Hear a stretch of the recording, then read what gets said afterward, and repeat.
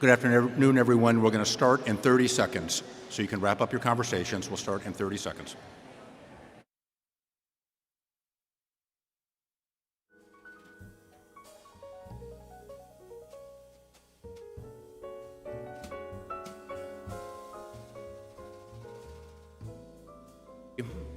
In the Army, when you tell everyone we're going to start in 30 seconds, they keep on talking for 3 more minutes. You guys actually quiet up right away. Okay. Well, welcome and good afternoon. I'm Dave Vesper, Associate Head of School, and welcome to the 2021 Prize Day ceremony. I want to welcome you all here and start with some administrative announcements. There is water in the back. Miss Parker Sharp has water if you have not got some or you need some during the event. Also, if you need to go to the restroom, to your rear left, there are restrooms right down the hallway. There's also some at the other end of the building.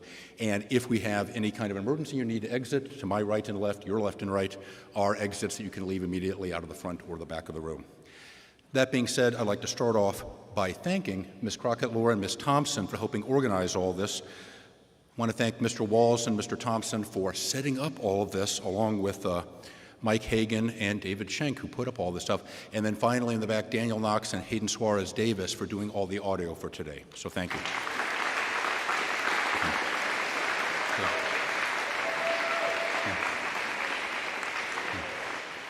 With that, I'd now like to give the stage to your head of school, Ms. LaMagdalene, for her welcome.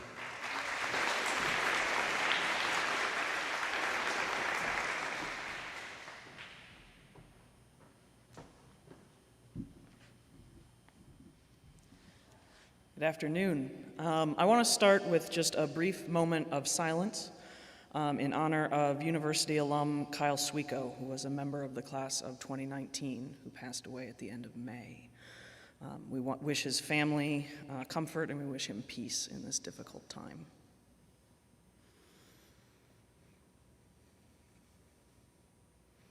Thank you. University High School, huh? It's been a year, guys, right? You know, I had hoped we'd be out on the lawn today, which is where we started this year like no other. But because it's a year like no other, nothing has gone as planned, and it's supposed to be raining right now, and that's why we're indoors, but it's not, but we're indoors anyway. So here we are. If you remember anything about that first day, sitting on the grass, on white dots, 6 feet apart, half of us still at home, waiting for our turn to come to campus, we didn't know how any of this was going to go. We didn't know what it would be like to wear a mask all day, to sit so far apart, to not have morning meetings, to not talk to try and talk to a teacher in a room and another student on the screen at the same time, to wash our hands more than we've ever washed our hands before, to walk one way down the hallway, to be mindful of our own breath more often. Regardless of the monumental planning that went into this year, and I promise you it was monumental. You know, I've worked with Dave for 17 years, and this year I finally got like a tiny glimpse of what it might be to go to war with him in the precision amount of logistics. Regardless of all of that work, when we sat on that lawn in August, none of us knew how this was going to go. But it went, and we made it. We went with it, and we went together, and here we are. The world is opening up. Many of us are getting vaccinated, and if you can get vaccinated, I encourage you to do so. Some semblance of what we once called normal is on the horizon, and it's because of people who cared. Scientists who cared and researched and produced 3 viable vaccines. Medical professionals and first responders who cared for those in the hardest times of their lives. Essential workers like teachers who had to find whole new ways to continue to provide the services that make our lives run. And everyday people who showed care for one another by masking up, checking in, and being mindful of what every other person might be carrying with them through this difficult time. All of you cared. You all showed up, you all zoomed in, most of the time you turned your cameras on, and you got us through this year. Today we're going to celebrate members of the community, and specifically the senior class, who have gone above and beyond during their time here. But I really do mean it when I say this. You have all gone above and beyond this year. You have all made this year possible, and I am tremendously grateful for the care and the kindness and the grace you have shown. When you look back on this year, Remember how we did it, one breath at a time, together. Congratulations on a great year, University High School.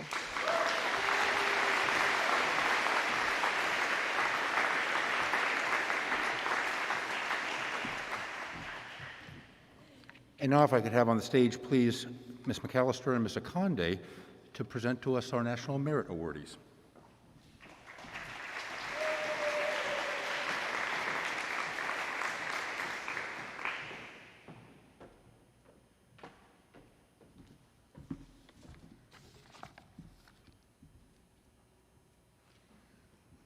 Good afternoon. Each year, over 1.5 million high school juniors sit down in the middle of October and take the preliminary Scholastic Aptitude Test, National Merit Scholarship Qualifying Test, most commonly known as PSAT and MSQT. Of the 1.5 million who take the test, the top 3% of participants who have the highest selection index scores qualify for recognition for the National Merit Scholarship Program. The following juniors met the requirements to enter the 2022 National Merit Scholarship Program. In September, the following juniors will find out if they go on to semifinalist status. Will the following juniors please stand to be recognized? Leanne Alsadi, Eli Beheeler, Natalie Fuhr, Jordan Herbst, Vishnu Iyer, Tommy Kaplan, Aisha Koken, Shay Orntlicker, Max Pfeffer, and Jeremy Smart.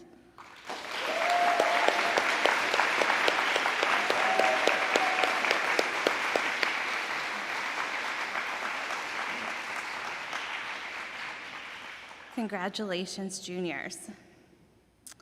In early September, 1% of those students who entered the scholarship competition were notified that they reached the semifinalist status. This year, 5 seniors from university were selected as semifinalists.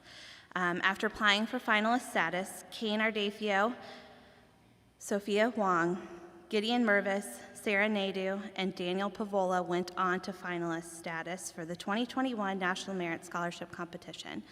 So will Kane, Sophia, Gideon, Sarah, and Daniel please come up here to the stage, receive your awards, and take your picture.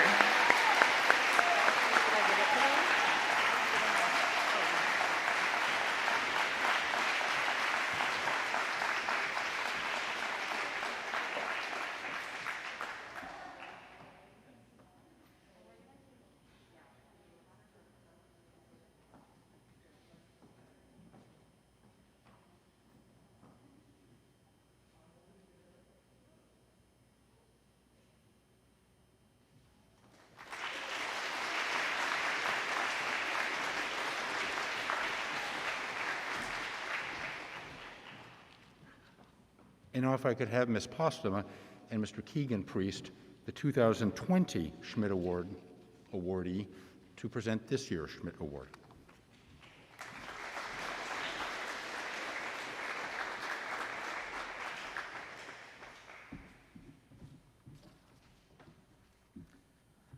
So John Lewis, a founding trustee of the school, and his wife Paula initiated the Schmidt Award to honor a University High School junior who demonstrated extraordinary service.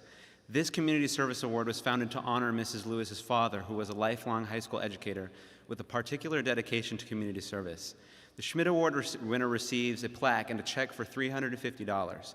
The faculty chooses the recipient at the end of the academic year, and the winner is announced on prize day. Here is Ms. Postuma to present this year's winner of the Schmidt Award.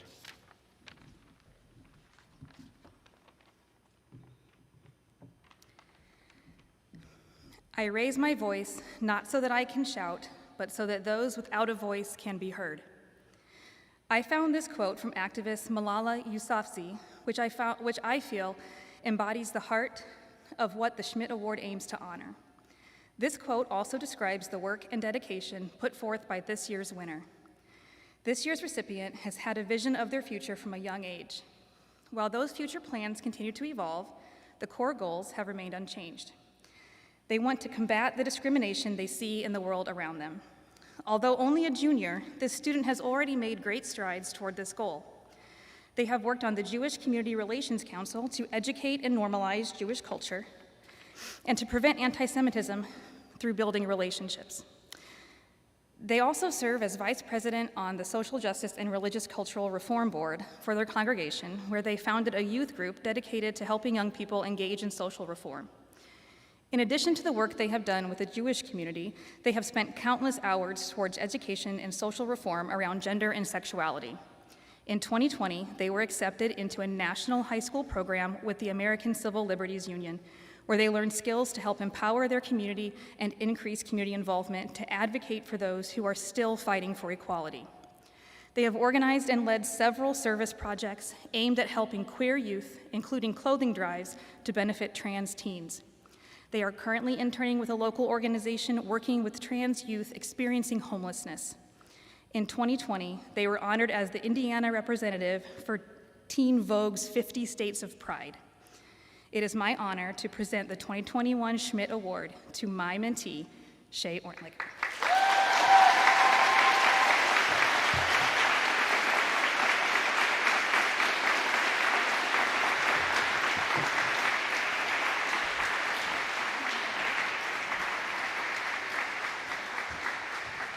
This is why you're here.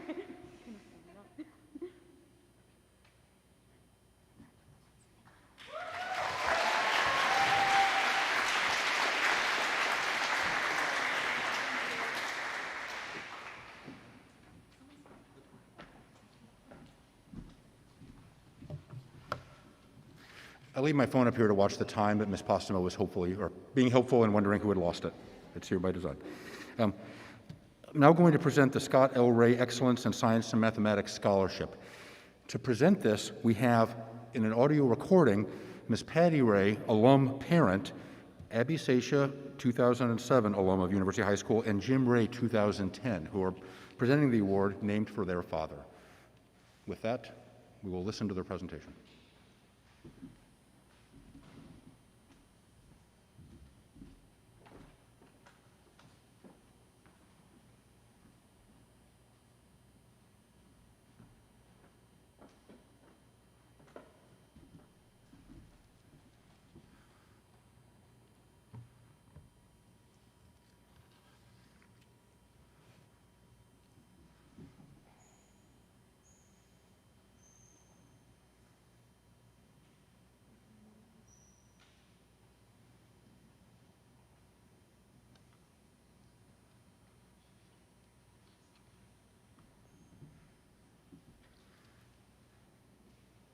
And so what we're going to do, and I'm looking back to Hayden and Daniel as they work this through, we're going to go ahead and go on to the next award, and then we will cycle back to this award. So you can wait in anticipation for the Ray Award here.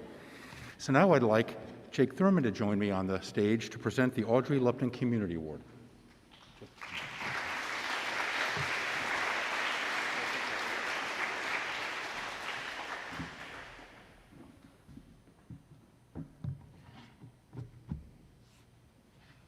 Sorry, I got two plaques here. The ledge wasn't built for two plaques. Okay, seniors, when most of you started, you became the first class since 2014 that didn't get the privilege of going to school with Audrey Lupton. I'm really sorry for you for that, for missing out on that. Audrey was a member of our class of 2018. She should have been a senior when you were a freshman, but she passed away the summer before. I'm sure you probably remember, if you were here as a freshman, that we spent quite a bit of time honoring Audrey as we started the year with her senior class. And you may remember at the end of the year that her senior class got the initial Audrey Lupton Award, Community Award. So with that, it's important to understand that why this award exists. It was the least we could do, considering how intensely Audrey was dedicated to this community. The privilege of knowing her and working with her closely in stewardship and as my student in history is something that I will always cherish. The award I'm here to give is given in her name and in her memory, so it's an award that means maybe more to me than any other. As Audrey realized, strong communities are more than a group of people who share a common space. Communities are filled with people who deliberately guide and teach and nurture. They cheer for us, they cajole us, they hassle us, Sometimes they even scold us into being better versions of ourselves, which is definitely true for one of these people I'm about to talk about. Maybe not the other as much. I can make that joke. You'll see in a second. They understand that by making experiences, making life for someone else a little better, making them a little happier, they make everyone a little better and a little happier. The Audrey Lupton Community Award celebrates a person or group of people who demonstrate extraordinary dedication to community. A selection committee and Audrey's family choose the recipient at the end of each school year, and the winner is announced annually on today, Prize Day. It is my honor to give this year's award for the first time since we started the award and gave it to the class of 2018 to students, two of my students, two of my friends, two students that saw the pandemic throwing up obstacles for our community and decided to kick them all down and turn adversity into opportunity. Last summer, I got a text from these two students. They had ideas on how we could keep one of the most essential things to us in this community, our time together, a thing. While we couldn't all be in Andrews Hall together, these two students were determined to create an experience that would preserve as much as possible of our daily community meetings. They recognized the importance of shared experiences to creating a community and decided to do what they could to preserve that. I don't know much, but I know that their initiative and commitment to all of you and us as a community would definitely have made Audrey proud. So it's my honor to present the Audrey Lupton Community Award to both Ben Ewer and Hayden Suarez Davis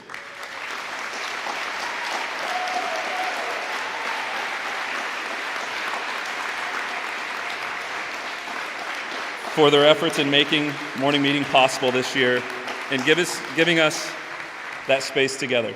You guys should we come down there? Is there more room for pictures? But yeah, let's hear it again for Ben and Ben.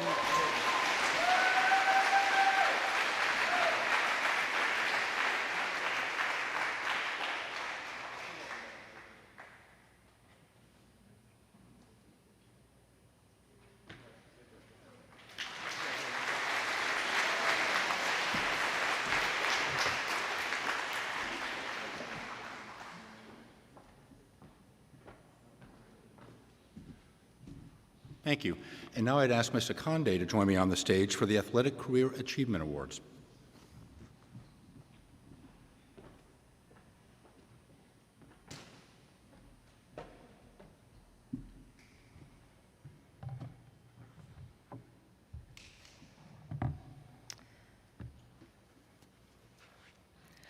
All right, this first Athletic Career Achievement Award goes to a student who was a quadruple varsity sport athlete.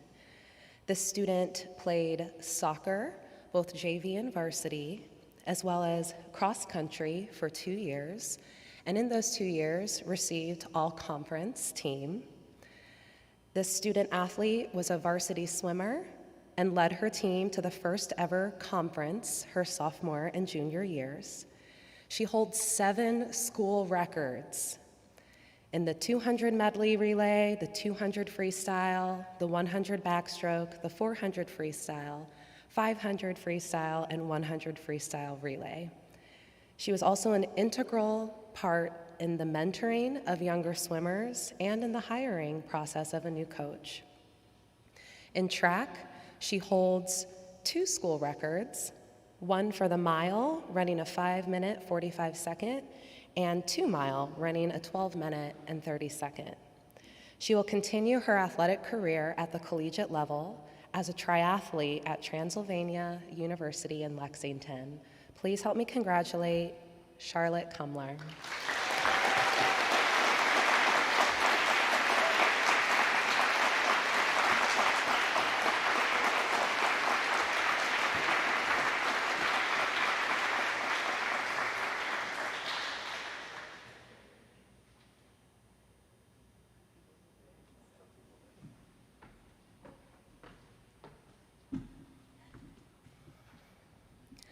And for the next Athletic Career Achievement Award, we're honoring this student who took not 3, but 5 PE credits while in high school, including health, PE, advanced PE, yoga and mindfulness, Advanced PE Sports Management, and Advanced PE Strength and Conditioning.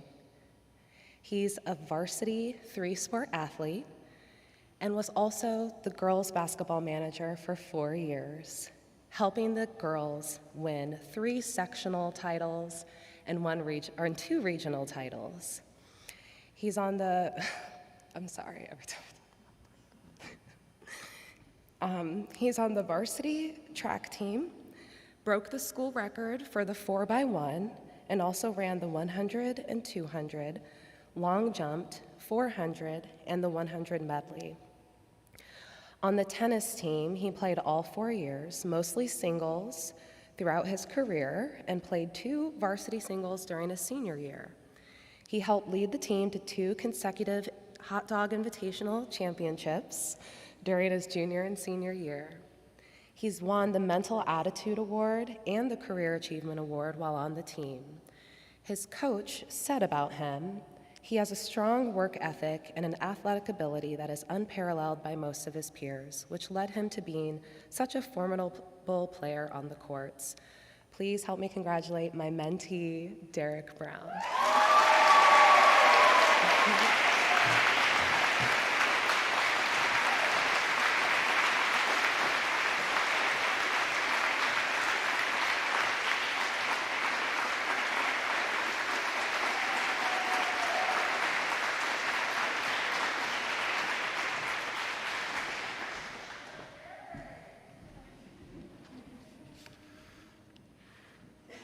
Okay, and now I would like to once again introduce the Scott L. Ray Excellence in Science and Mathematics Scholarship with a recorded message from Patty Ray, alumni parent, Abby Sasha, alum of 2007, and Jim Ray, class of 2010.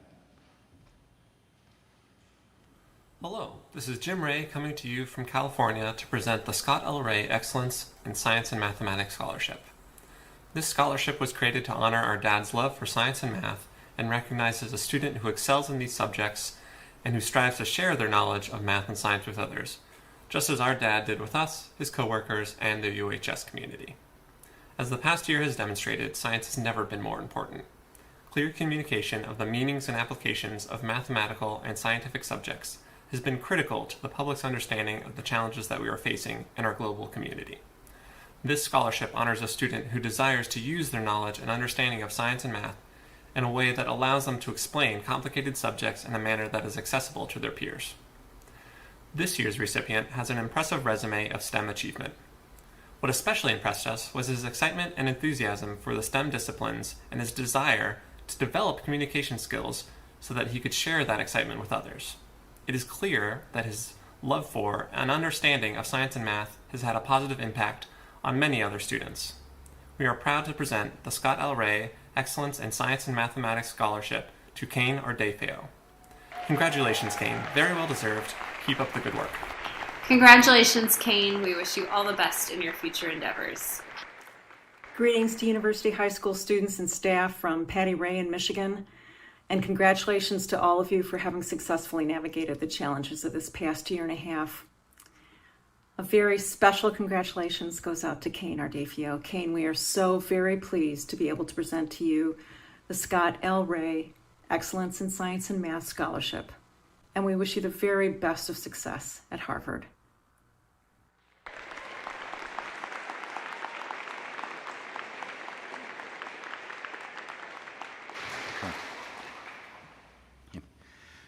And now, before we get to the departmental and core value awards, I have some remarks.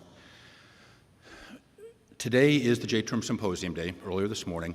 This afternoon it is Prize Day. It is also, for most of you, especially those who are not in this room but listening over in Fairbanks Hall, it is possibly most importantly, it is the last day in what has been a long, stressful, but ultimately highly successful school year.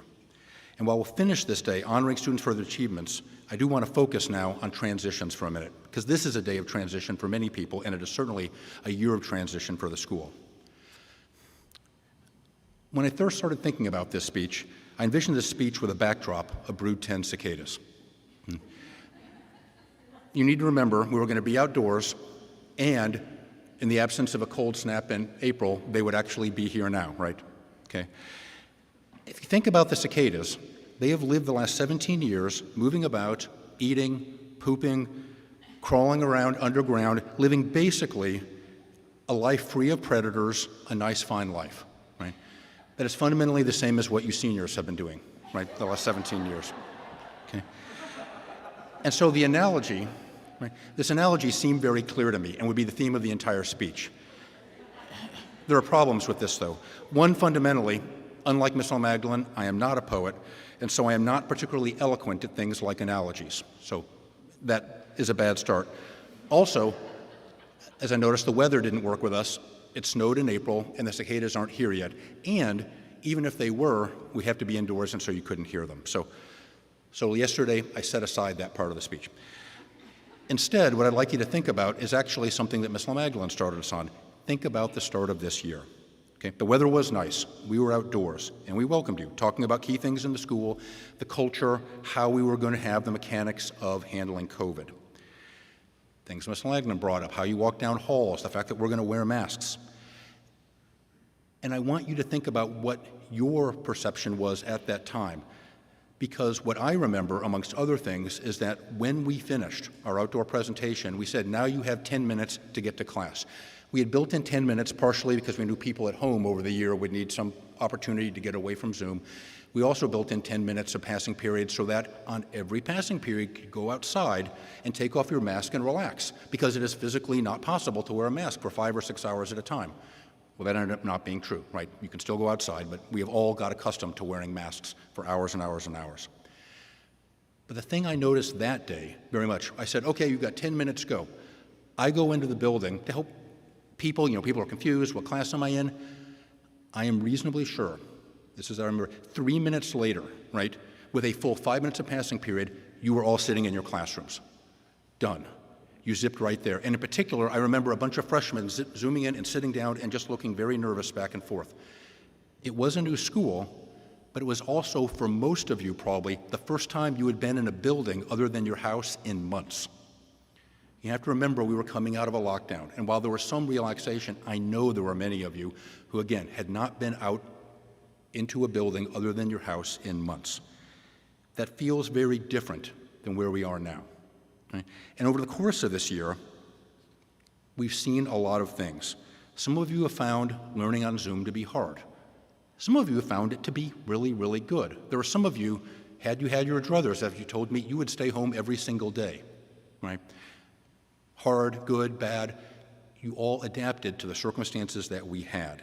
And no matter what else happened, everyone did learn. We've learned so much, and we are all very different than we were then. We're now close as a community and as a society to transitioning to a post-COVID world. Not really, not fully, we are not over this yet, and as a practical matter, years from now, COVID will still be with us.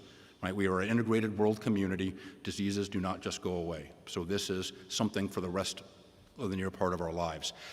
But as we think about the school, as we think about society, as we get through the summer, it is going to feel more like 2 summers ago than it did last summer. I think that is true. And that's the context when I say post-COVID. It is not past COVID by any means, but it is closer to pre-COVID than we've been for a long time.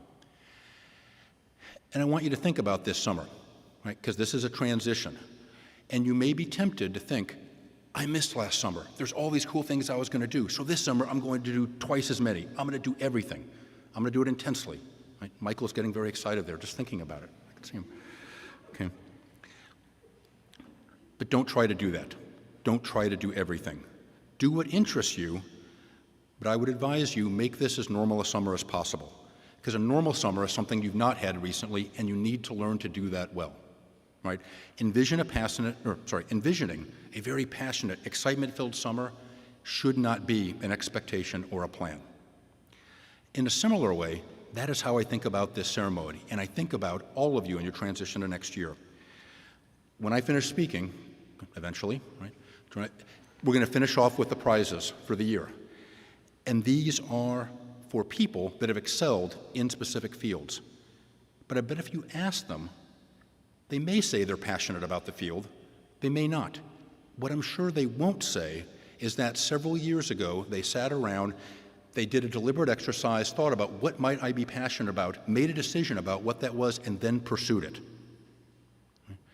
That is, in fact, what research has shown how everyone does not, man, I'm getting way too many negatives in this. Nobody does that for real. There is some good research that says that most people in their 30s, when asked, do not have a passion. If they do have a passion, it is something that they did not plan for. It is something that they realized over the course of years upon trying a bunch of different things. They looked back and said, man, I really like what I'm doing. And it was not part of a deliberate process. It is very much finding yourself, after exploring a lot of things, really enjoying where you are. And that is how, in a rigorous scientific sense, that is how people find passions. And in that vein, that's how I ask you to think about the prizes for today. We are going to justifiably honor some people that have achieved excellence within specific areas. But for those people, for most people, those don't represent an endpoint. They represent a stage towards eventually finding, eventually pursuing, eventually enjoying passions down the road. And so I would ask you, if you do not have a particular passion right now, if you do not feel particularly excited about any one area, that's fine. In fact, that is normal. Right? And you should not have an expectation of that. What you should do is continue to explore, and you will find over time your successes, and with that, you will find passions. Okay? That being said, I do have some little more specific advice for specific members of the audience. So faculty and staff, I've got a lot to say to you, but you get to do it Tuesday morning when we have faculty meeting, okay? For the freshmen, and I'm looking around at the people in the audience, but I'm also looking at a camera way back there because all the freshmen are online, right? Next year you will be sophomores. I often joke about what that word means, but now it means even more than in other years. Soph literally is the root for wise. Sophomores have some level of wisdom. More means moron or foolish. And that is what sophomore means. You think you know what you're doing, but you have no clue, right? That is an aspect of transitions, right? You're not fully transitioned. And so for the morons of next year, right, for the sophomores, not really, you should recognize in a non-COVID world, you would have done a lot of things last year that you didn't get to do. Last year, you did get to see many aspects of the UHS community. You had what we think is an outstanding educational experience under the circumstances, and you also bonded a lot with your peers. But it's not what we think of as a university high school environment. The last year hasn't been. You didn't get a retreat. You didn't get daily community meetings. You didn't get to clap every single day for your peers. Right? And you didn't really get to meet half of your school in any real way. So start next year proud of what you've accomplished, sophomores, but recognize that next year will be a growth for you as we help you help us build community for next year. Come in with a very open mind, because the school you've experienced this year, as good as it was, I think, is going to be different than what you're going to see next year. Okay. For the juniors, the current sophomores, right, who will be upperclassmen juniors, a couple of whom are out here, you've seen the pre-pandemic UHS. You have done a January term in January, right? But so you have an idea of how the school feels. But that may well be for you a distant memory. It is 15 months removed. It is not your dominant experience of UHS. And so, much like the current freshmen, you need to think about the transition for next year. Remember what the beginning of your freshman year was like very deliberately, and come back next year thinking about how you're going to help us build that community we had there. Okay. The juniors are the ones who we're really looking to help us building into next year. You will be seniors, you will be the leaders on campus, but more so than any other year. You've done a Olympics, you've had a full year of clapping, right? You are the only people, other than the faculty, who have been on campus as we think about this community for a full 12 months. Right? No, that is not a lot of people. That is a quarter of the school will have had that experience. And in particular, I think you guys have enough experience to remember well what pre-COVID UHS was like. And I want you to be deliberate about thinking about what it should be afterwards, because we want to rebuild some of the community we lost in the broken year, but we also know there are good lessons we've taken out of this year that we want to carry forward. We want to combine that with the best of before and make what next year we think will be an excellent year. So I ask you, think about what your previous experience has been, bring that with you, be open to new ideas, and help us lead with confidence into the next year. Okay. Finally, for seniors, for you, the greatest transition of all the communities coming up on Saturday. And Dr. Spiegel will speak to you eloquently about what you are starting new then, right? I will leave that mainly to him. But I will say, as a final part, you are one of the reasons why the cicada analogy did not hold for me. Because what I don't want you to do is go off to college, breathe furiously for 2 weeks, and then drop dead. Okay? Yeah. Right. So that is why I dumped the analogy, okay, fundamentally. What I will say, we want you to go out, live the mission of the school, right? Expanded hearts and minds, be good citizens in our participatory democracy, and then ultimately, ideally, become wealthy and relatively generous alumni, right? Okay. Yeah.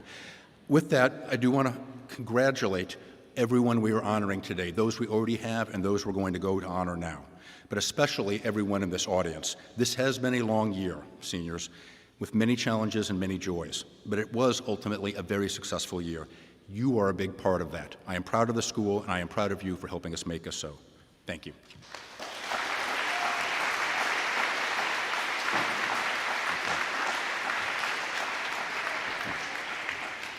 And with that, I'll now ask Ms. Barger to join me on the stage for the presentation of the Visual Arts Award.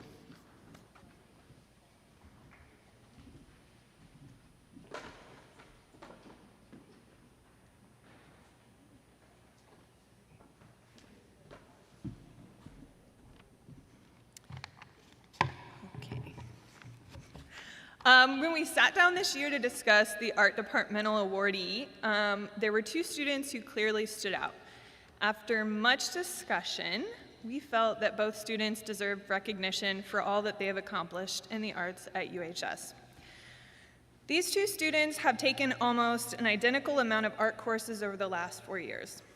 They have exclusively devoted the last 2 years to exploring narrative and conceptual depth in their artistic endeavors. Both are members of the classroom who build others up, who encourage and excite other budding artists, and who are always willing to seriously consider the feedback from peers. Their artistic work, while incredibly different, is representative of the highest level of artistic achievement we hope our students will achieve. Their imagery challenges the viewer, inspires discussion, and incites response. Both Meredith and myself feel so lucky to have been able to watch their development over these last years, and their absence will be greatly felt. And interestingly, both are headed to IU next year to continue their careers in art and art history. It will be exciting to see what is next for them. Congratulations to Austin Clark and Sophia Fisher.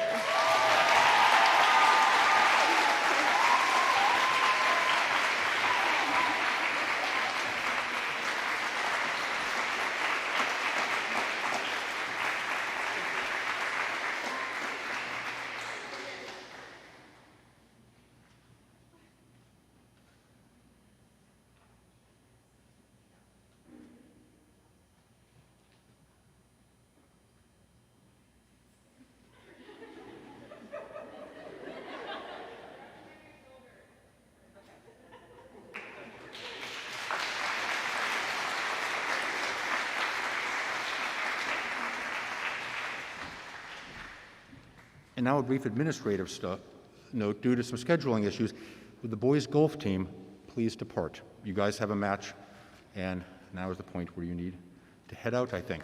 But congratulations and good luck on your match. Okay. With that, I'll now ask Wes Priest to join me on the stage on behalf of the English department.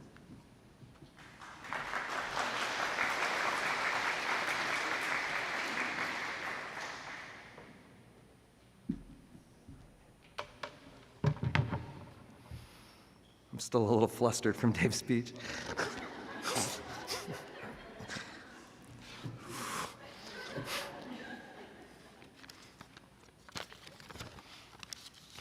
I think it might have been Jake Thurman who mentioned to the English faculty back in the spring of 2018 that this student was perhaps one of the best student writers he had ever encountered. And he wouldn't be surprised in 3 years from then that they would win the English Departmental Award for Outstanding Student of English. Since their freshman year, this student has sought and taken our school's most difficult English classes, and their writing has been informed by both incredible analytical ability and, more importantly, a keen awareness of the lived experience of others. Whether it was sophomore grade books, AP Lang or AP Lit, dystopian literature, poetry, or creative writing, this student consistently crafted writing of the highest quality. Writing that spurred substantive and impactful class discussions, writing that reflected not only an understanding of the material, but writing that also reflected our school's core values. It is my privilege to recognize Sarah Naidu as this year's winner of the English Departmental Award.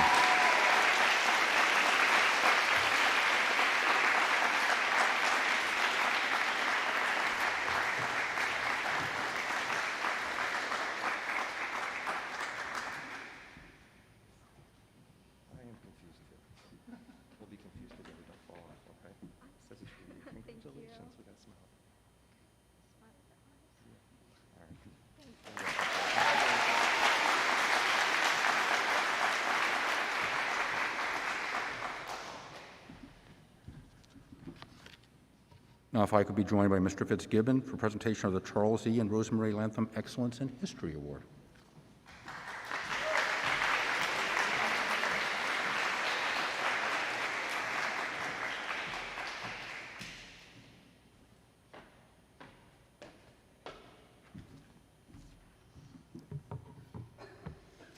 Hi, everyone. I'm fortunate to give this year's Charles E. and Rosemary Lanham Excellence in History Award to a student who has shown for the last 4 years that he absolutely loves history. Learning about history is one of his passions outside of school, which he demonstrates by bringing in outside knowledge and perspectives that enrich his classes here at university. He makes our history classes better with his preparation, engagement, participation, insight, and wonderfully wry sense of humor. It is a true joy to teach students like this year's award winner, and I've been lucky to experience his intellect and drive in multiple classes during the last couple of years. I hope he considers a future path of study in history, politics, or some other related field. Please congratulate this year's Charles E. and Rosemary Lanham Excellence in History Award winner, Garrett Smith.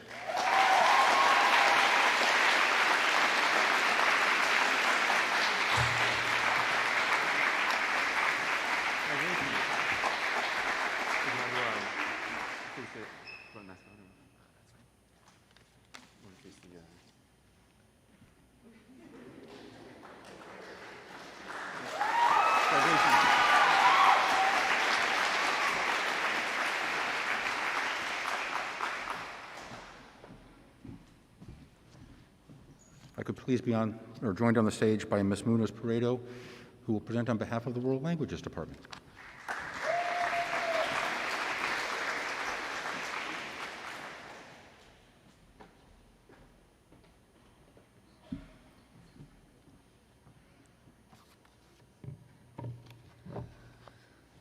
Wow, what a year we had, right?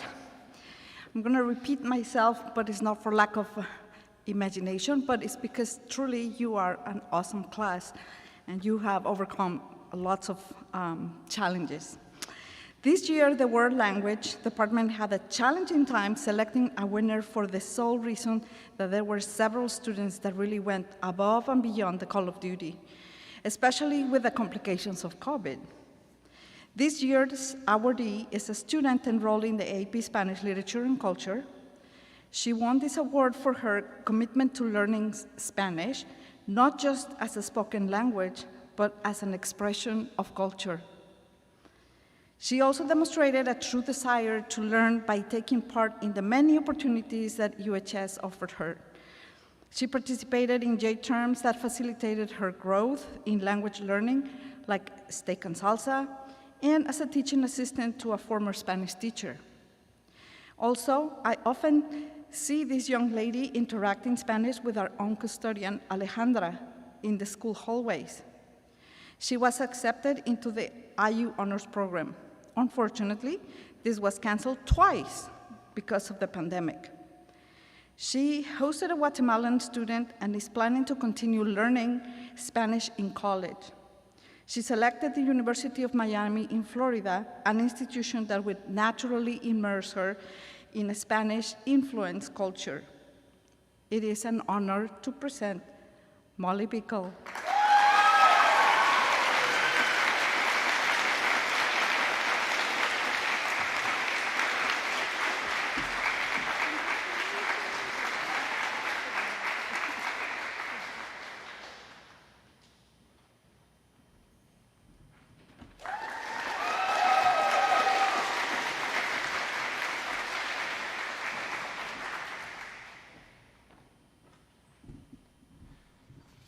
I can now be joined on the stage by Ms. Sumit Mann, representing the Science Department.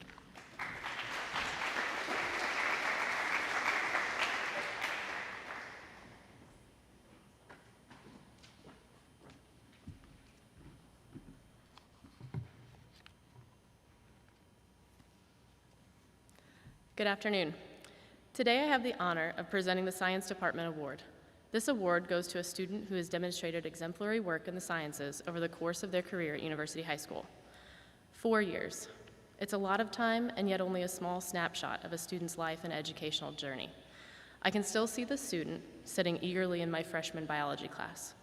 On his first day at university, during our icebreaker activity, he described himself as a tree because he was always growing. Though the double meaning may be lost on us now, it certainly wasn't then. His creativity, enthusiasm, and appetite for the sciences was palpable. In fact, he redesigned our introductory ecology lab not once, but twice that semester, gently suggesting to me possible improvements that might make it more interesting. And I loved his suggestions. In reality, he was adding layers of depth and dreaming up field techniques that I would introduce later in my upper level classes with him. Fast forward to his senior year, and the student has grown, as promised back on that first day, both in height and his academic achievement. He has consistently challenged himself with a breadth of coursework, including classes at the AP level across all the major disciplines we offer: life sciences, physical sciences, and environmental science. In his senior year, he also completed a month-long intensive research scholars project on a rare neurological brain disease. If you were not able to pronounce most of the words from his community presentation, you were not alone. His final project was impressive, to say the least, and consisted of a literature review of over 40 academic journal articles, as well as interviews with some of the world's leading researchers on this topic, from Indiana to Florida to Belgium. The student continues to strengthen his love of science. He models a scholarly desire to learn, enjoying the challenges and the process, often for no other reason than for the sake of knowledge itself. His innate curiosity and authentic interest in the world around him are contagious, and his ability to ask novel questions is truly exceptional. Please join me in congratulating our 2021 Science Department Award winner, Will Jacob.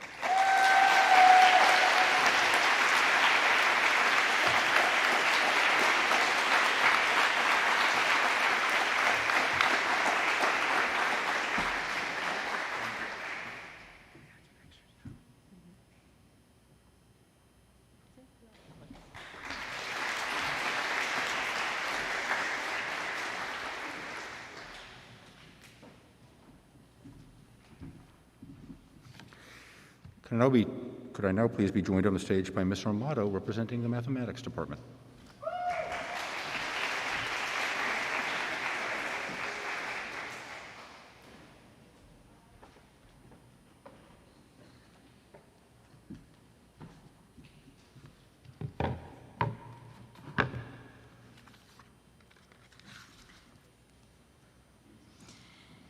This year's University High School's Math Award goes to a student who has shown a great interest in math throughout her time at university. When she arrived in the US from China as a 9th grader, she was put in a typical 9th grade math class. But her teacher quickly saw that she needed a much more advanced class and was moved ahead to pre-calculus. She then joined university as a 10th grader, and I had the pleasure of teaching her in AP Calculus. She showed a strong conceptual understanding of the material. But what really made her stand out was the enthusiasm that she showed for math. It was lovely to have conversations with her about math ideas. Wanting to study as much math as possible and finding the pace of Calc AB a little slow, she started working independently in order to complete a full year of the course in just one semester. And then she was able to join Calc BC in second semester of her 10th grade year. She went on to take multivariate calculus and AP stats. Having taken all of our basic math classes and wanting to learn even more, she studied linear algebra as an independent study with Mrs. Hogan this year.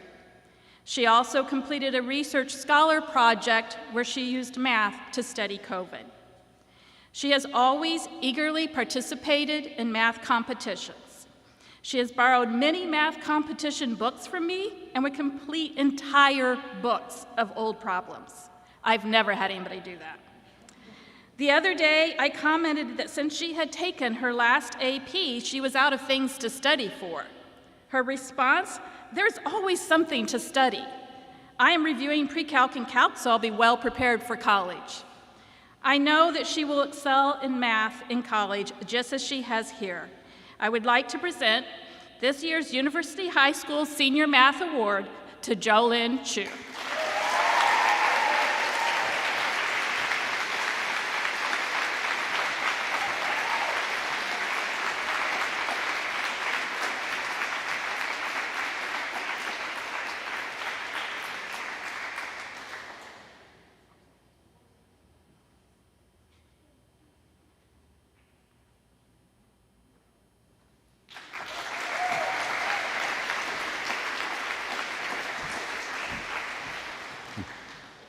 If I could now be joined on the stage by Ms. Hartz and Mr. Knox for the Performing Arts Awards.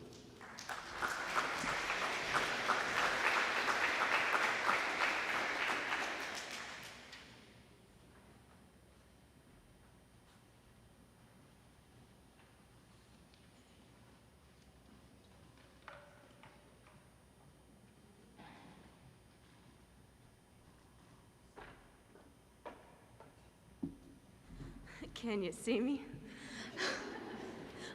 I'll stand over here. Okay, so as many teachers, I literally, you can't see me. As many teachers have already said, this senior class is just amazing. This is the largest theater class that I know of that has graduated from university. I have 23 seniors in Greece, and 19 of them have been in every show since they were a freshman. Which is amazing, either on or off the stage. So it was very difficult to pick this year's winner. This entire group is just amazing to me. I'm gonna miss you and I'm not gonna cry. Okay, but this award goes to somebody who's definitely not a stranger to the stage at all, and her talent is just beyond measure to me.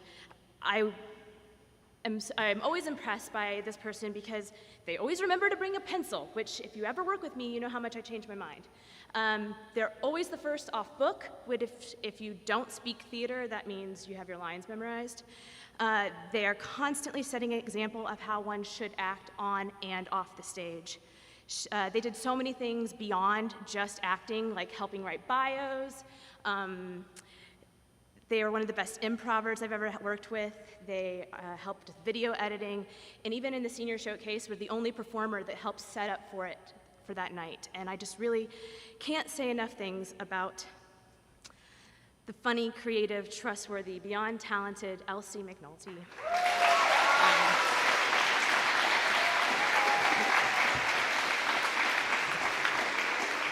Get up here. As she goes on to NYU to study at Tisch, and although she has very tiny feet, she has big shoes to fill. And so, Elsie, you are a performing arts worker. I love you. I'm not gonna cry. Oh, okay.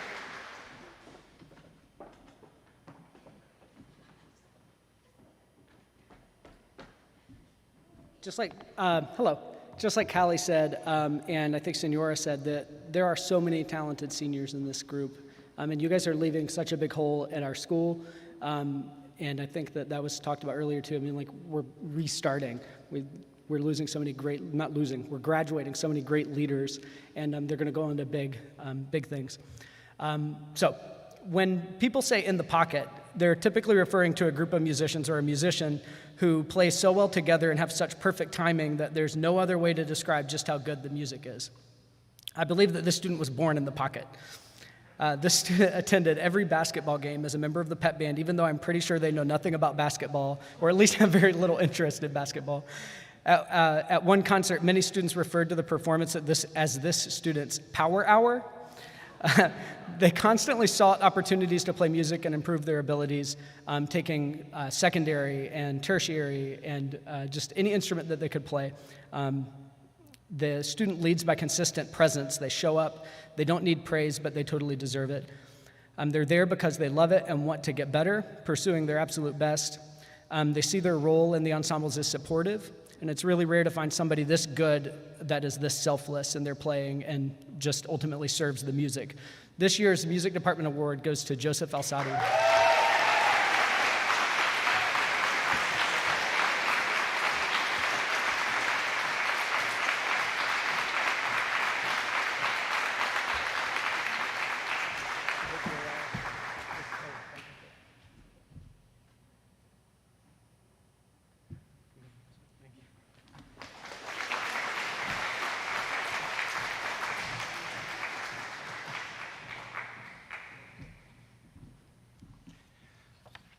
And for the final department award, could I be joined on the stage by Mike Syrick, representing the Technology Department?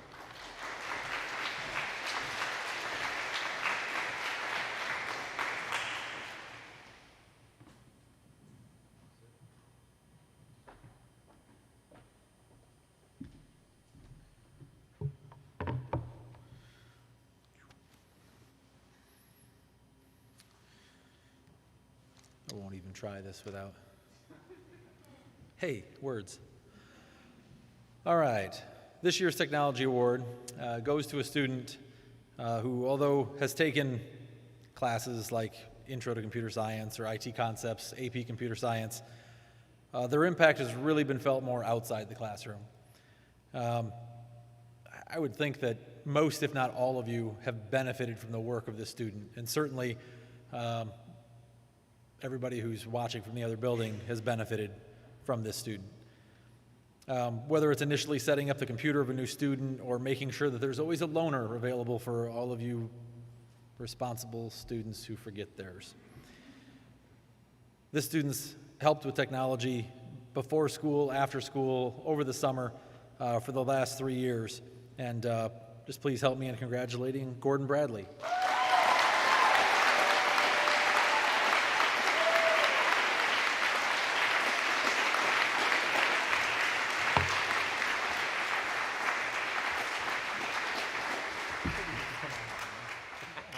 Thank you.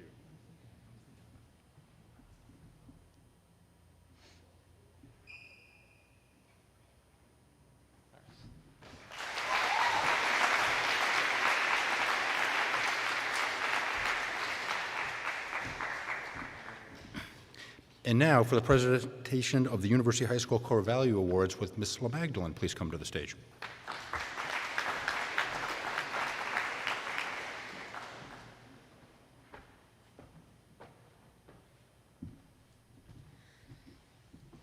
It's really good to be in a room where people are clapping again. Like, missed it in my soul.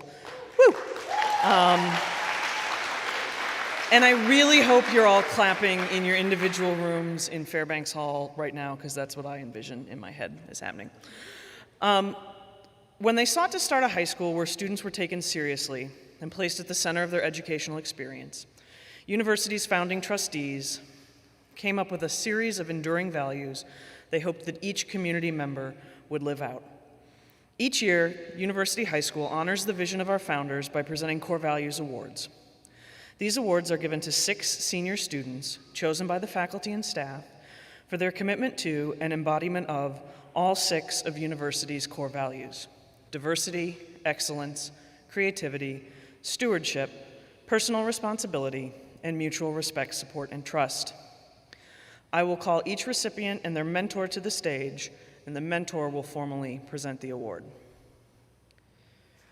So would Nancy Webster and Grace Brenner please join me on stage?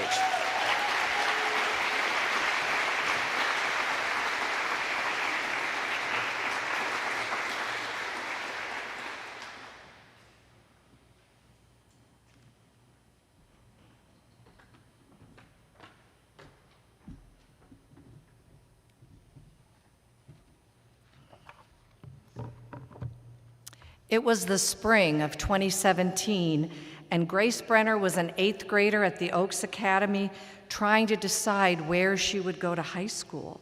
She has never been the kid who followed in anybody's footsteps, so the decision was all hers. To let me know her choice, Grace arrived on campus carrying this sign. It reads, "I can't wait to be a trailblazer. Will you be my mentor?" Now, we've all heard of marriage proposals and promposals, but this was, I believe, the first in school history mentor proposal. Flash forward to the spring of 2020, our traditional mentoring group breakfast at the original House of Pancakes canceled. There was nothing to be done about it, which Grace did not accept. So she made individual bags for all 8 of us. Please note the cloth ribbon. And each bag contained pre-measured ingredients to make pancakes at our homes. She even included a single egg and a small glass bottle of maple syrup. And just in case you didn't like pancakes, you got a box of cereal and a carton of milk with a spoon with your name on it. Then she delivered all of the bags to our homes and orchestrated a Zoom mentoring breakfast. Grace would not allow a cancellation. This is a girl who makes things and makes things happen.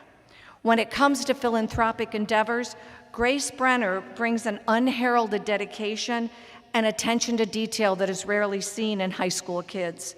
No matter how great the challenge during her 4 years here, Grace rallied to energize her peers and bring to light the immense need of others, the children at Riley Hospital, students lacking supplies who needed to know the joy of creating art, and friends and classmates who needed to know they belonged. Now, this spring, there was a moment when Faculty Night Live was beginning to crumble. Too many moving pieces, too many germs, too many technical challenges, and I saw some tears. But I also saw unbridled determination. Grace and her team made it happen. Grace makes stellar grades across the curriculum in our most demanding classes, and this year, under Tasha's gentle, inspiring guidance, made a sweater, a blouse, shorts, a dress, and a pair of jeans. And while she is highly successful in life, in art, in school, and at her job, Grace has faced loss and bitter disappointment with courage and, well, with grace. Grace Brenner makes our world more forgiving, more open to authentic inclusion, better able to accept ourselves. She shows us how to make our way in a complicated, difficult, and beautiful world. I am honored to present a 2021 Core Values Award to Grace Margaret Brenner.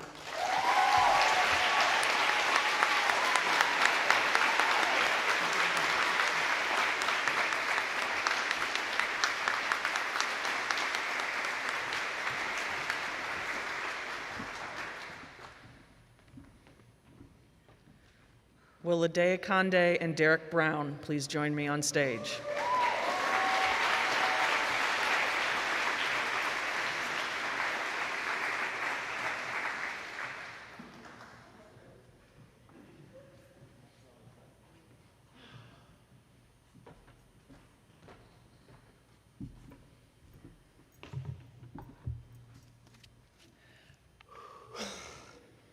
Here we go.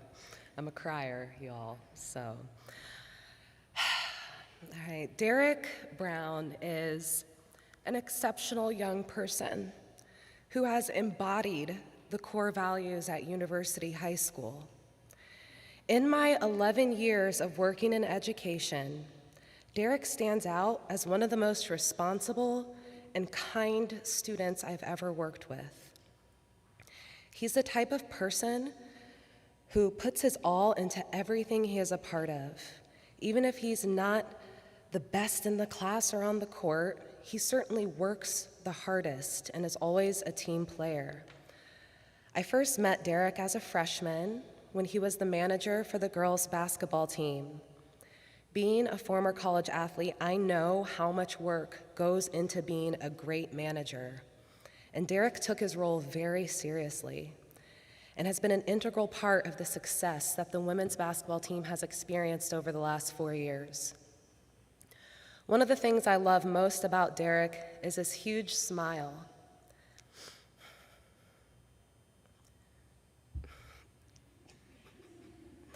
that you can see from across the room. He always greets everyone with warmth and a smile, and is a student that makes others feel comfortable and welcome. Often when we host prospective students to our school, Derek is one of the first people nominated to take students around for the day or to be a mentor to new freshmen during their first few weeks of school. Derek thrives in environments that allow him to explore himself as a student, as an athlete, and he's taken advantage of our open sports clubs and has been highly involved in our community. Outside of the classroom, Derek has been a tri-sport athlete, participating in tennis, swimming, and track and field, in addition to being a part of clubs and organizations that have helped elevate our schools to new levels. For instance, he's a 4-year member of Black Affinity at university, and through this organization, he and several other students worked alongside administrators to implement hate speech into our handbook. Derek is a leader in Black Affinity and likes to be knowledgeable about social justice, as can be seen by his schedule with classes like Advanced Social Studies, the 1960s, American Social Justice Movement. Derek is also a member of our stewardship, our school's version of student council, and has been invited on numerous occasions to provide feedback to administrators that would help improve the culture of our school. Derek is also an active member of Center for Leadership Development, a nonprofit organization that fosters the advancement of African American youth through the many programs he has participated in, and continues to improve and refine his leadership skills. He's a natural leader, even if he isn't the first person to speak up. When he does, it counts, and when he speaks, others listen. Derek, I'm so proud of you. I'm going to miss you so much, and congratulations on receiving this Core Values Award.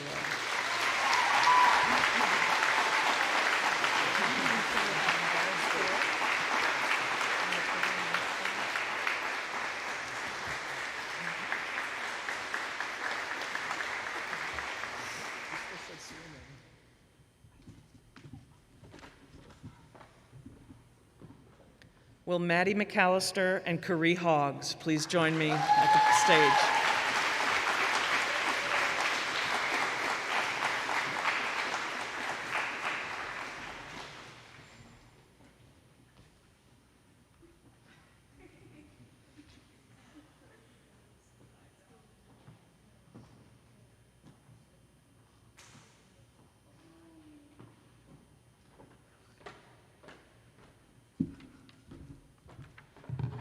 I just was telling Carrie that when I got the email that she was selected as a Core Values Award winner, I had literally checked my email while checking out at Target, and I looked up and Carrie was there. And it was like divine intervention, and I was like, inside, I was like, oh my gosh, I'm so excited to give this speech because Carrie really, really deserves this. So from the day I dreamed of working here at university to the day I found out I had my first mentee, I have always hoped to be standing up here and honoring one of our seniors with a Core Values Award. Carrie is my first. This is a huge honor. I vividly remember Carrie's first day of high school. I walked around the halls trying to find Carrie, to introduce myself, to check in on her day. As soon as I met her, I knew she was different. She engaged with me, she was strong, she was confident, and she would soon impact this school unlike any student before her. Each and every day, Carrie has impressed me, and I truly feel honored to go to school with her, and I feel even more honored to be chosen to be Carrie's mentor these past 4 years. We are lucky enough to get Carrie as a student through her work through the Center for Leadership Development as a middle school student. Because of Carrie and other students like her, more and more students are encouraged to explore options like university. In fact, we've had 14 students from CLD follow in our footsteps. During her time in high school, Carrie has been known to be poised, intellectually curious, an advocate, a leader, responsible, and some might even describe her as presidential. There are no previous students who I can even compare to Carrie because she is just that strong and different. She is remarkable and truthfully a gift to our community, and more importantly, our world. Throughout high school, she has been a complete and total rock star, taking 11 advanced placement courses.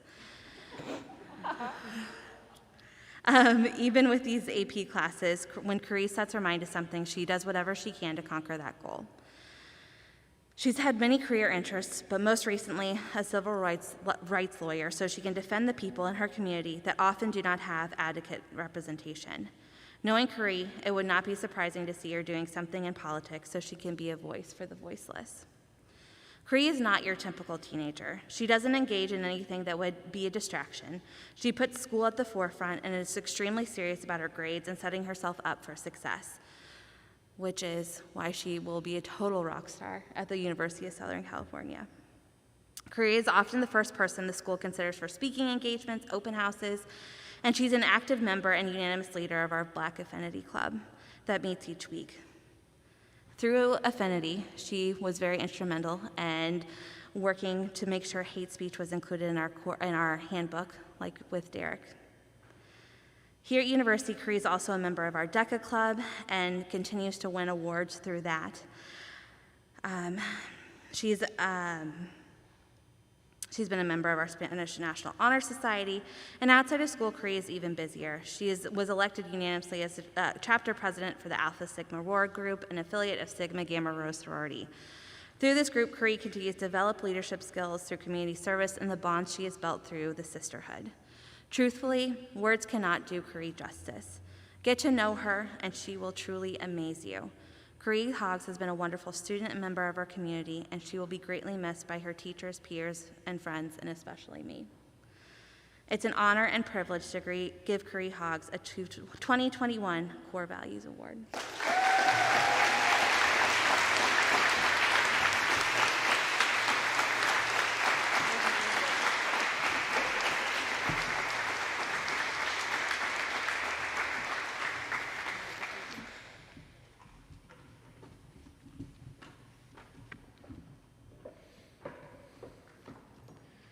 Will Jake Thurman and Keegan Priest please join me on stage?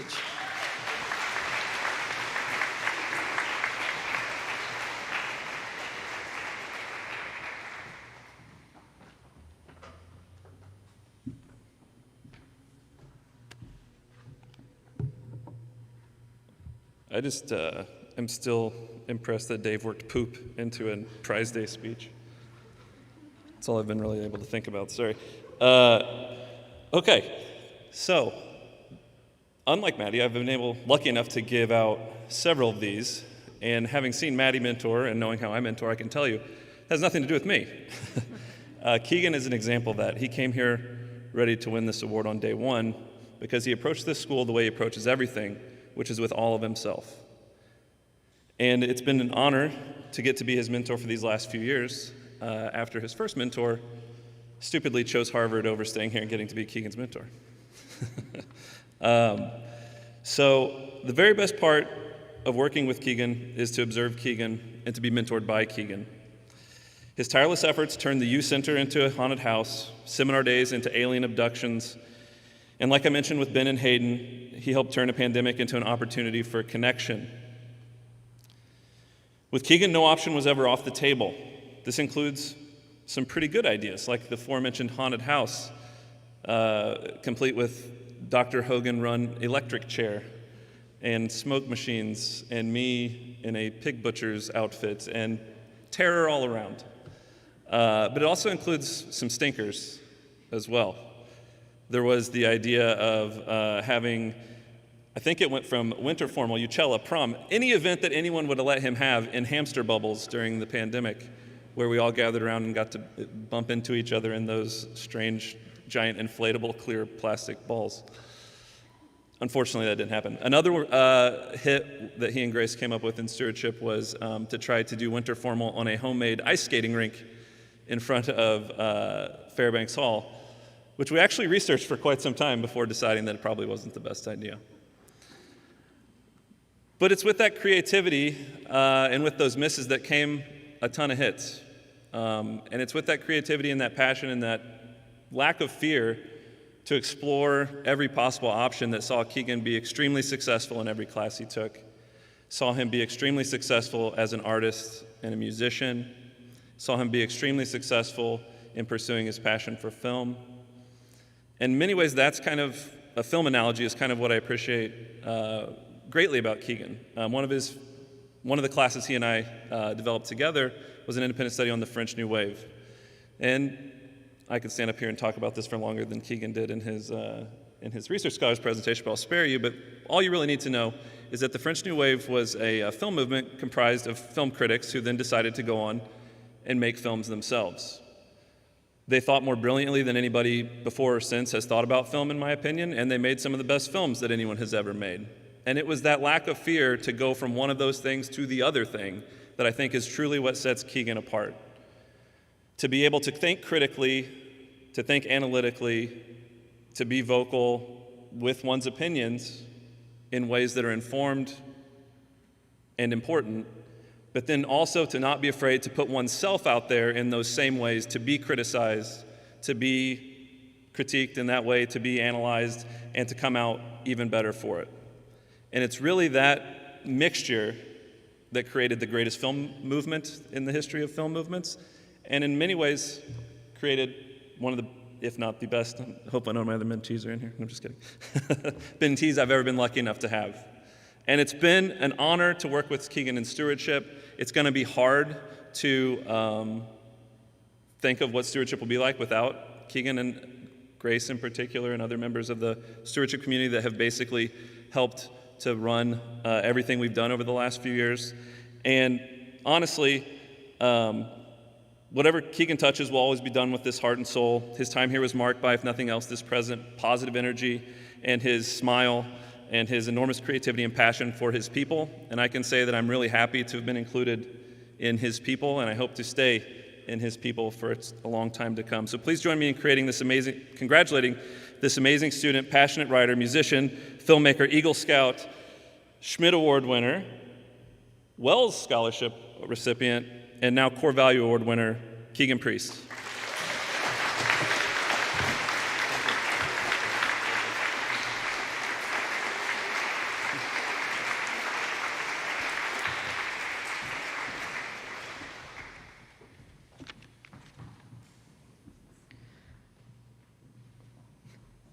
Will Ashley Crockett-Lohr and Anastasia Reinhold please join me on stage?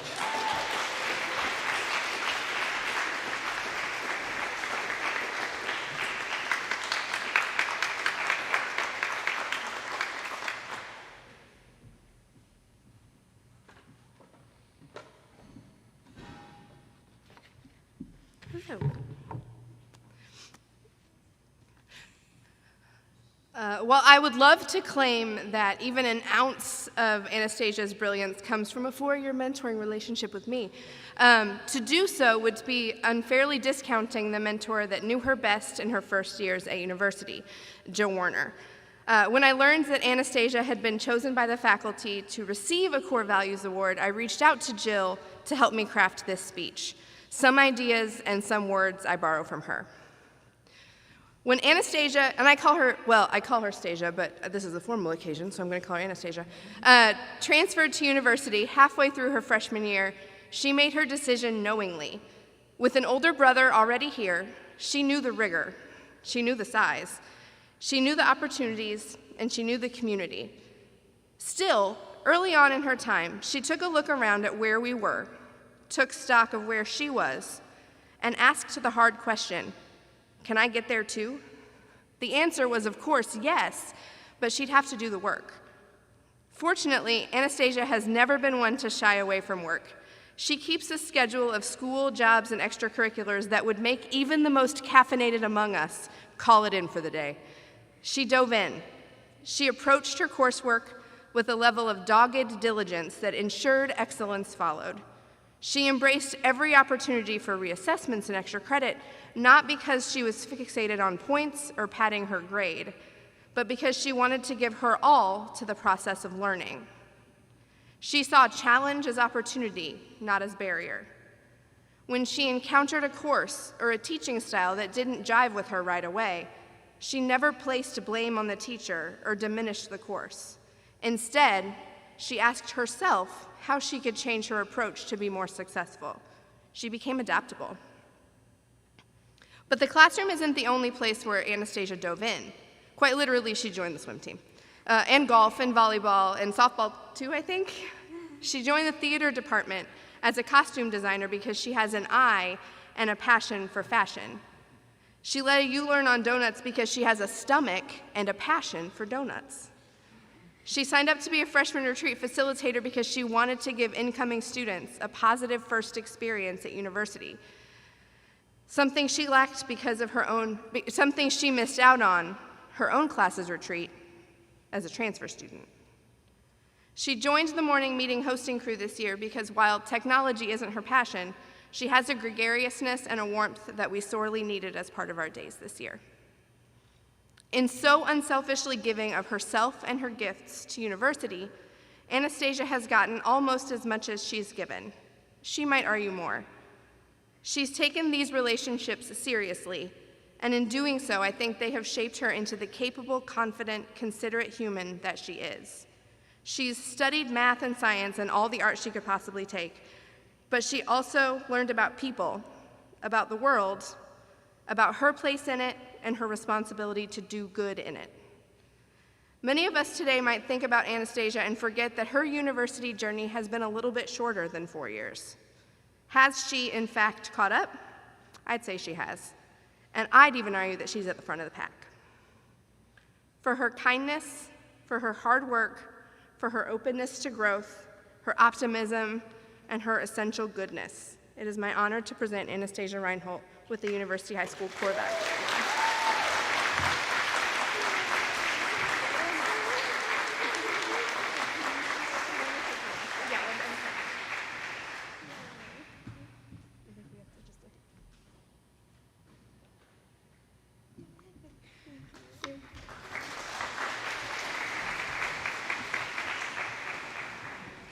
And finally, will Dave Vesper and Brooke Toombs please join me on stage?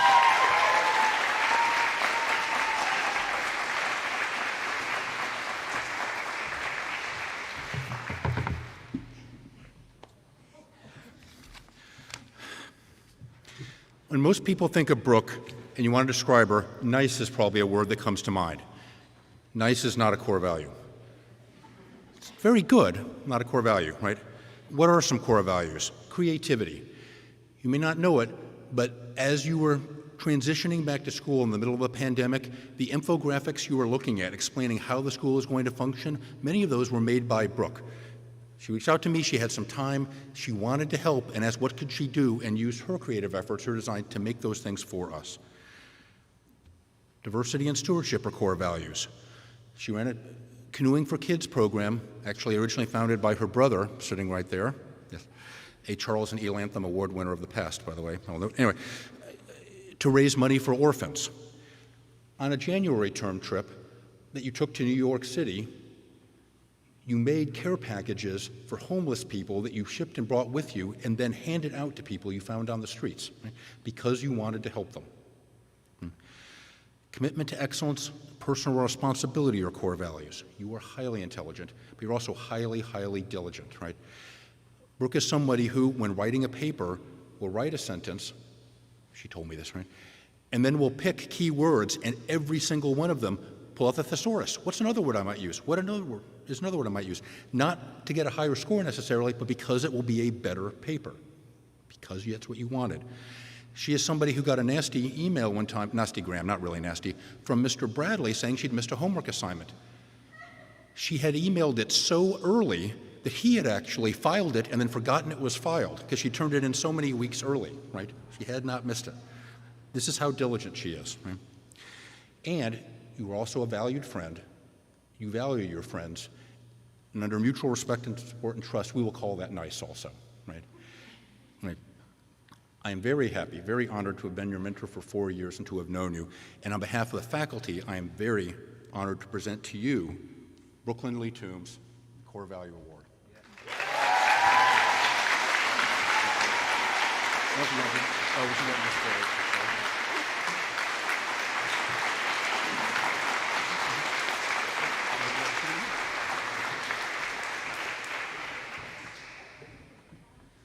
All right, congratulations to our core values winners. you doing a photo right now, or we're doing a photo? Okay, we will wait. So that, ladies and gentlemen, is the end of the 2020-2021 school year.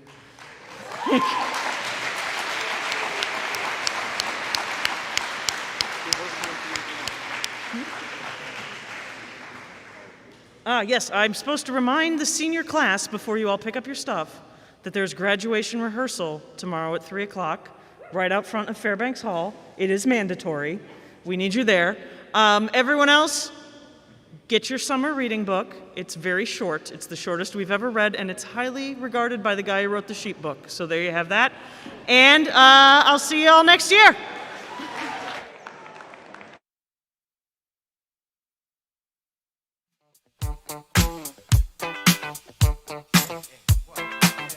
Oh, what you gonna do? You wanna get down? Tell me. Oh, what you gonna do? Do you wanna get down? Oh, what you gonna do? You wanna get down? Oh, what you gonna do? You wanna get down? Tell me. Get down on it. Get down on it. Get down on it. Get down on it. Come on in. Get down on it. Get down on it. Get down on it. Get down on it. How you gonna do it if you really don't wanna dance? By standing on the wall. Get your back up off the wall. Tell me, how you gonna do it if you really don't wanna dance? By standing on the wall. Get your back up off the wall. 'Cause I heard all the people saying, get down on it. Come on and get down on it. If you really want it, get down on it. You gotta feel it. Get down on it. Get down on it. Get down on it. Come on and get down on it. Baby, baby. Get down on it. Get on it. Get down on it. I say, people, what you gonna do? You gotta get on the groove if you want your body to move. Tell me, baby, how you gonna do it if you really don't wanna dance? By standing on the wall. Get your back up off the wall. Tell me, how you gonna do it if you really won't take a chance? By standing on the wall. Get your back up off the wall. 'Cause I heard all the people saying, get down on it. Get down on it. Get down on it. Get down on it. When you're dancing, get down on it. Get down on it. Get down on it. Get down on it. Get down on it. Get down on it. Come on and get down on it. Baby, baby. Get down on it. Get on it. Get down on it. Sha-da-ba-da-ba-da-ba-da. Oh, what you gonna do? Do you wanna get down? Oh, what you gonna do? Get your back up off the wall. Dance, come on. Get your back up off the wall. Dance, come on. Get down on it. Come on and get down on it. If you really want it, get down on it. You gotta feel it. Get down on it. Get down on it. Get down on it. Come on and get down on it. Get down on it. Get down on it. While you're dancing, get down on it. Get down on it. Get down on it. Get down on it. Oh, oh, oh, yeah. Get down on it. You move me, baby, when you move. Get down on it. Get down on it. Get down on it. Get down on it. Get down on it. Get down on it. Get your back up off the wall. Get down on it. Get down on it. Get down on it. Get down on it. Get down on it. Get down on it. Get down on it. Get your back up off the wall. Get down on it. Get down on it. Get down on it.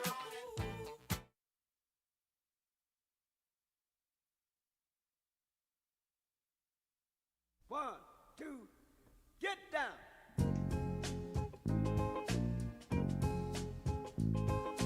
Paid the cost to be the boss.